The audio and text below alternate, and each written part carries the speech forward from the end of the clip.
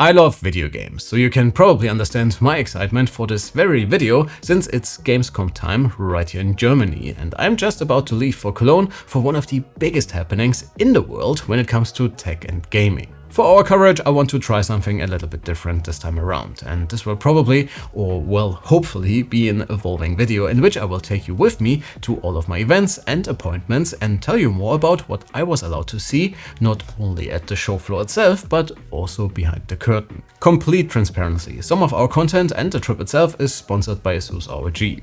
And while this video is not part of the content package itself, I will use a full setup with their products, so I still label this video as sponsored even though they did not see this before it went live and had no say in the content I will make in Cologne for this video. And with that out of the way, how about I will walk you through my setup for the week, because I have to do some packing anyway, since I have to leave for the show midday tomorrow. As part of our collab, and if you are interested in what I'm cooking up with them, feel free to follow my Instagram for some more up-to-date content. They sent me the Zephyrus G16, and this one is actually quite interesting since it's the Ryzen 7 and RTX 5060 combo. It is still crazy expensive, especially here in Europe if you're just looking at the specs, but you're getting a quality machine and amazing display in an incredibly sleek chassis, and I'm really looking forward to see how the 5060 in this one handles editing our videos, and hopefully I will find the time to play some games as well. Usually I would do such a trip with a 14-inch laptop, since I will also have it with me all day when being out and about.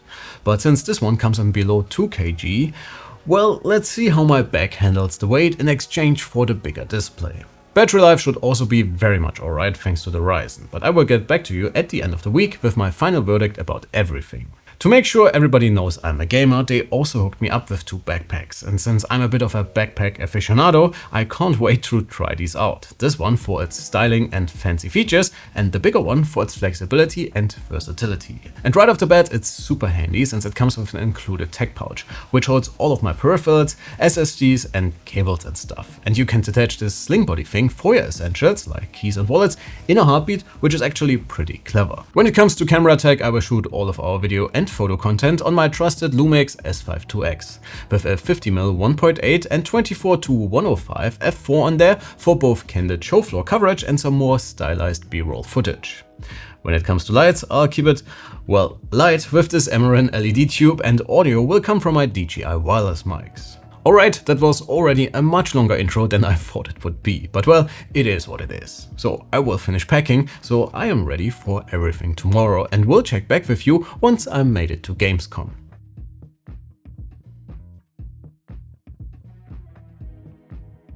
Hey good people, so it's already a tiny bit later than I initially planned to sit down and give you some more information about how Gamescom 2025 is going for us.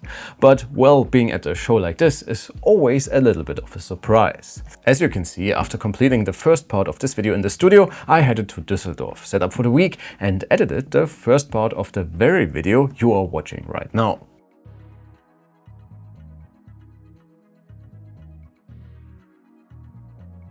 The next day I started the show in the best way possible, and the good folks over at Nvidia gave us some new games to try coming to us PC gamers really soon. And guys, there have been some real stunners here, and especially the first game, a completely new IP from Capcom called Pragamata, really caught my eye. You are playing you, someone sent from Earth to investigate a mysterious situation on the moon on a research station tasked with developing a new material. And since this is a video game, of course something went wrong. And our gameplay demo started with our protagonist being rescued by a little girl. Before further introductions could be made, we are attacked by the resident AI and have to fight haywire robots. And upon discovering that our bullets don't do much, we are introduced to Pragamata's most intriguing gameplay loop, hacking your foes with your adorable blonde sidekick before turning them into scrap metal. It takes a few encounters to get the hang of it, but quickly becomes second nature, and combat gets even more layers with the help of disposable additional weapons, like a heavy-hitting shotgun or the stasis net, which freezes enemies in place, which is a godsend when having to hack, shoot and dodge the rogue robots. Speaking of movement, while I wouldn't describe our protagonist as agile, with the help of jetpack view jumps and dodges, you are pretty nimble on your feet for both combat and traversal, and it all feels pretty natural and animations are incredibly smooth. Generally, the overall presentation of Pragamata is right up my alley, be it the eerie, near-distant futuristic styling of your environment or used suit, the overall art style or the very impressive graphical quality.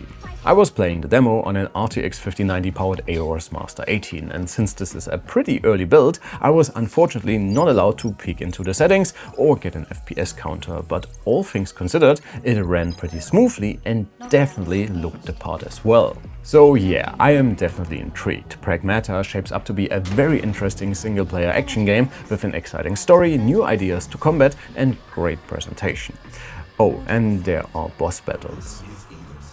Unregistered guests are forbidden from this area.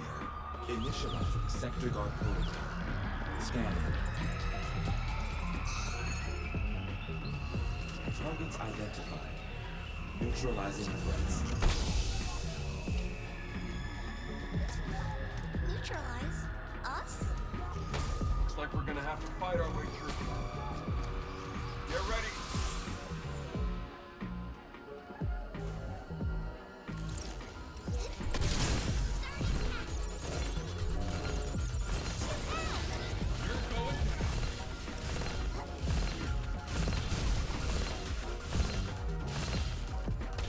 Next up was Black State, which I had seen before, but today I got to play a full demo, and similarly to my first impressions a few months ago, I have to say this game looks stunning. It's a third-person shooter, and our protagonist feels a little like a mix between Splinter Cell's Sam Fisher and Metal Gear Solid Snake. In addition to some nifty movement and cover mechanics, you also get quite the arsenal of gory tech gadgets, sidearms and rifles, stealth takedowns and close quarter attacks, and everybody's favorite shooter ability, bullet time, for some truly epic ways to end the lives of your adversaries. Again, presentation is impressive. The graphics look insanely clean, even though I have to admit sometimes everything looks almost a little too polished. The guns feel and sound weighty, and you seem to have a ton of options on how you'll be able to approach fights. And since stealth isn't really my forte, I was just shooting my way through the roughly 20-minute demo. I played the game on the 2025 Razer Blade 18, and again, there were no FPS counters or additional info about settings. This time though, I did notice some FPS drops, but considering this is in pre-alpha stage and looks the way it does, this is definitely a game to keep your eye on. I'm just really curious if the story and setting can keep up with the visuals here, but what I have seen so far looks quite exciting. What are they doing with those human bodies in those tubes? This tech is unlike anything we've ever seen. If you rather prefer fighting with a blade against hordes of enemies in a more traditionally looking setup, then Phantom Blade Zero might be more your cup of tea. And if you are not distracted by the gorgeous ray-traced reflections, you will be very busy dodging and parrying while mixing the usual combo of light and heavy attacks with some epic looking specials to unleash a fury of amazingly animated moves to decimate your foes. Please do not judge my ability here to chain all of this into a choreography of death, but movement and combat really look and feel incredibly smooth and satisfying if you combine everything quite right. It's an incredibly fast game, and if the demo is anything to go by, you will have a selection of weapons to choose from. And given this is once again relatively early footage, it ran quite well. The overall setting also looks fantastic, and while we did not get a lot in terms of story introduction or the like, if you are into games like Black Myth, definitely keep an eye out for this one when it launches. Alright, how about we add some color into the mix? And when talking about colorful games, you can hardly not talk about Borderlands. While I have only briefly played the earlier installments and quite a bit of the Tiny Tina edition to the series, if you are a fan of the cel-shading art style like I am, and if you like looting a ton of guns that all do something different and sometimes very weird things, like the assault rifle I started with that needed some spool up time before it was able to slice through my enemies, then you should definitely play this one. I think the game looks amazing, and with the upgraded movements that add a grapple and double jump to your usual run and slide repertoire, this looks like a fun, if maybe slightly mindless first-person shooter. And I really do not mean this in a negative way, since once you get the hang of your character's abilities and get a feel for the guns, I had a ton of fun shooting through endless hordes of enemies without really knowing why I would do such a thing or why they would all shoot at me in the first place. Like most, if not all of the games we tested today, Borderlands 4 comes with the whole suite of Nvidia's AI helpers to boost your FPS. And with upscaling and multi-frame gen working in tandem, the game ran well and looked the part as well. I am hoping to get a review copy quite soon, so we can get you guys an early look at laptop performance. Very much like we did with Assassin's Creed Shadows or Doom: The Dark Ages. In addition to these 4 games, I also played a demo of Resident Evil Requiem and World of Tanks Heat. And while I'm personally not a huge fan of horror games, man, was it ever immersive to sneak around a creepy asylum armed with just a lighter, and every flicker sending shivers down my spine. And quite honestly, playing a team-based hero shooter with tanks is exactly what it sounds like, a ton of fun. Who knew sitting in a sniper tank picking up enemy variants from a distance can be that satisfying? Unfortunately, all good things come to an end, and before I knew it, my time playing video games for work was up already. And for my next appointment, Sony's gaming hardware division extended an invitation to check out some new peripherals. And while the rumor mill already hinted at a new headset for gamers based on their pretty well-received consumer WH-1000X Mark VI, they had much more to share and show here in Cologne. In addition to the InZone H9 II, which is their new flagship gaming headset, they showed off a new set of in-ear headphones. And to complement your complete Sony-branded setup, they now offer a 75% mechanical keyboard, a super light mouse coming in at just 48 grams, and a pair of mouse mats for different playstyles. I was of course most interested in the H9s, and while I was not able to spend a ton of time with them, the combination of the relatively low weight, some pretty impressive noise cancelling, the detachable mic, Bluetooth, wireless and analog connection options, and the clean styling sounds already pretty promising. When it comes to the mouse and keyboard, again, I was not able to spend a ton of time with the new devices, and while they felt of high quality and share the same clean looks as the rest of the InZone lineup, prices are quite high.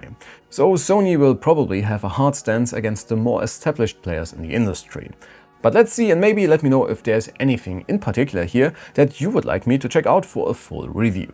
Alright, let's talk handhelds, and especially Asus's new Ally, which was very present during the show, especially since this one will be the first Xbox branded hardware that is not actually an Xbox. I was hoping to get the proper software experience, since that will be the biggest change compared to the previous model, which was betting on good old regular Windows. Unfortunately, it seems like Microsoft is not quite ready to take the reps of their more streamlined and gaming-focused version of their evergreen OS, but at least I was able to play around a little bit with the new handhelds and get a feel for them. Which brings us to the other big change compared to the Ally X, since you now get these controller-type handles, reminding me slightly of the PlayStation Portal, and while the overall looks are definitely an acquired taste, it makes the Xbox Ally and Ally X one of the most comfortable handhelds I have ever held in my hands. Under the hood we get some changes too, and the regular Ally will be powered by the Ryzen Z2A SN2 based SoC that is more catered to lightweight games and indie titles, while the Ally X gets the Z2 Extreme treatment, a bigger battery, more RAM and more storage for your favorite games. There are some prices floating around, but nothing substantial yet, and again, we have not been able to really dive into the overall software experience, but I'm confident that we will get a review sample soon, so definitely make sure to hit that like and subscribe button so you won't miss it. While the rest of the lineup did not change too much to what we have seen in 2025 already, it seems like their mini PC powered by mobile silicon is hitting the market quite soon. And with up to a 5080 and Intel's Arrow Lake CPUs in a pretty sleek chassis, this might be a great option if you value your desktop space. We will also get a new high-end controller, and as a bit of a controller aficionado, I'm excited to try this one out and see how it compares to Razer's Wolverine, which is the gold standard in my opinion for now. In line with Razer's offering, we also get Hall effect triggers with a rapid-fire switch and that amazing tactile feel for the ABXYs and the D-pad. As a nice little touch, the case also doubles as a charging station, which is a very useful idea if you ask me. With all of those features though, you can bet that this will not be a budget option. But for now, we unfortunately did not get any pricing info, and availability also seems to be a few months away for now, which also holds true for one of my highlights of Gamescom for 2025, especially when it comes to visuals. ROG also took the reps of a new monitor, and while a QHD OLED refreshing at a pretty insane 540Hz certainly sounds nice, the cryptically named Swift PG27 AQW-W looks simply freaking awesome. And we definitely need more semi-transparent tech devices, and imagine having a laptop with this kind of styling. In addition to the pretty insane refresh rate, the new screen also bets on a tandem OLED for higher brightness, even better color gamut coverage and longer lifespan for the self-emitting display tech. And last but not least, just in case you know 540Hz is not quite fast enough for you, you can switch the resolution to HD, which will ask your GPU to deliver 720Hz to the OLED panel. Again, no word on pricing or availability just yet, but definitely do not expect this one to come in cheap. Circling back to handhelds once again, MSI is also almost ready to launch the AMD version of their 8-inch handheld, and in addition to the Z2 Extreme, they also changed quite a bit for the overall chassis design. Where the Intel-based model we reviewed a little while ago presented itself relatively subtle, the AMD models bet on a much louder design and color, either coming in white or a very, very intense green. And instead of the much more rounded shapes of the original Claw 8, everything is edges for the Team Red powered sibling. I was quite skeptical, especially when it comes to ergonomics and considering the Intel model is one of the most comfortable handhelds on the market, but the new design works surprisingly well, at least during my short hands-on time here in Cologne. Everything else when it comes to screen, battery and inputs is identical between the two models, and we should be able to get our hands on a final review sample quite soon, so I can't wait to see how these two compare when it comes to performance and battery life. Before ending my third day at Gamescom, I also had a quick meeting with the good folks from XMG, and in addition to getting some hands-on time with their new Core and Fusion 15 and 16 models, they also showed off a new OLED panel, a first for the German boutique brand, and a refresh for their Ryzen-only powered do-it-all, the Evo 15. The new OLED panel will be available for the 16-inch model exclusively, and you can choose between Intel or AMD CPUs, aiding up to a 5070 to bring fresh frames to the 2.8K panel, refreshing at 120Hz. With its clean styling and generous I/O, this could make the 16-incher a solid option for on-the-go creators. And if you do not really need a dedicated GPU, but do not want to live with soldered RAM or limited ports, you should definitely check out the Evo 15. Again, we should get these in for reviews quite soon, so definitely keep an eye out on the channel and the website. Alright good people, as you can see I already made it back to the studio, and this will also wrap up my third overall Gamescom in general. I spent the last day with meetings in Cologne, but this was mostly just with industry contacts, so I do not have any more new products to share. But there are a few very exciting projects and collabs coming your way very soon. And before I end this video today, I want to share a bit more of my experience with my setup this week, and I have to say the G16 and its Ryzen 7 and RTX 5060 flavor really left me impressed. Performance-wise, I was able to edit big chunks of this video without a problem, which actually surprised me quite a bit, since with Nvidia's lower and mid-ranger, I had to lower our timeline resolution much more often in other machines, while I was able to edit away on the Zephyrus quite smoothly without doing so for the most part. And while I did not get to play video games a lot, I did manage to get a few hours of God of War in, and the game ran super smooth with around 100 FPS in ultra settings and QHD, and with DLSS and frame gen. And I also tried Nvidia's DLSS 4 override in the updated Nvidia app, and not only did the game look better, but also netted me above 150 FPS easily. I also had the ROG with me all week and almost exclusively used the smaller of the two backpacks with the tech pouch from the big one. And in addition to the laptop, all my essentials and the G16's charger, I was able to fit my camera and an additional lens without a problem.